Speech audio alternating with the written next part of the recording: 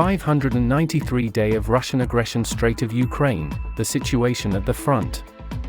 Today, there is a lot of good news from the Donetsk region.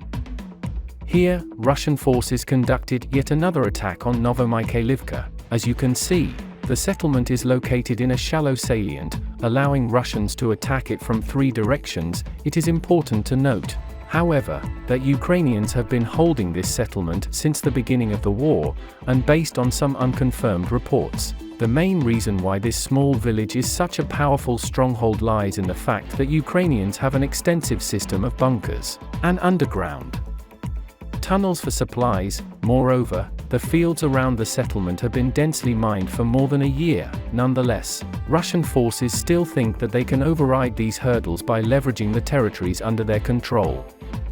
2 weeks ago, Russian forces tried to break through the Ukrainian defenses by attacking them from the north with kamikaze tanks, but quickly got stuck in the minefields and destroyed. That is why, today, Russian forces try to attack Novomykhailivka from the south.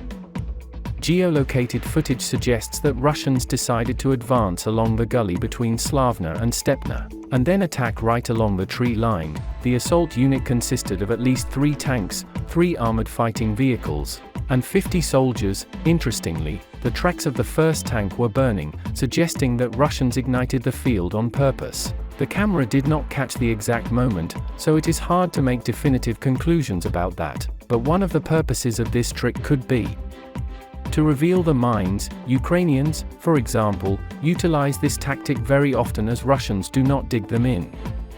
The reconnaissance drone operators from the 79 Assault Brigade detected the assault group when it just departed, which is why when the Ukrainian artillery crews received the coordinates and opened fire, Russian forces barely reached the contact line.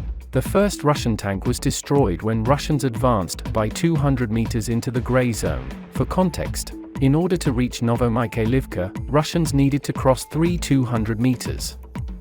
After immobilizing the first inline vehicle, the assault unit got stuck, and the first batch of Russian soldiers started running away from the front. Ukrainian forces expected such a result, which is why the moment the drone operator communicated to the artillery crews that the vehicle was immobilized, they switched to cluster shells. Soon, the tank was completely destroyed by a direct hit of an artillery shell or an ATGM.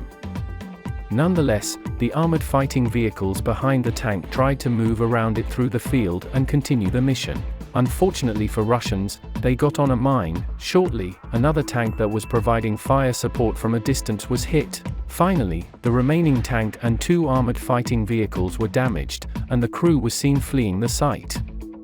Interestingly, Russian forces did not use demoning equipment in this attack. They used it the last time to ensure a safe passage for a kamikaze tank, but not for the soldiers. And this is not a coincidence, because Ukrainian reconnaissance teams tracked down the demoning equipment that Russians used, and found out where it was hidden. As a result, several days prior to this suicidal assault, the Ukrainian HIMARS crew conducted a precision strike and destroyed 2 demoning systems.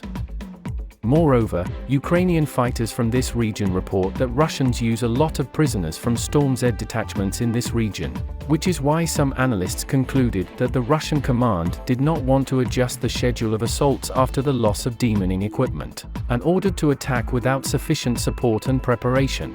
Such an approach led to the complete destruction of the Russian assault unit, including 3 tanks and 3 armored fighting vehicles.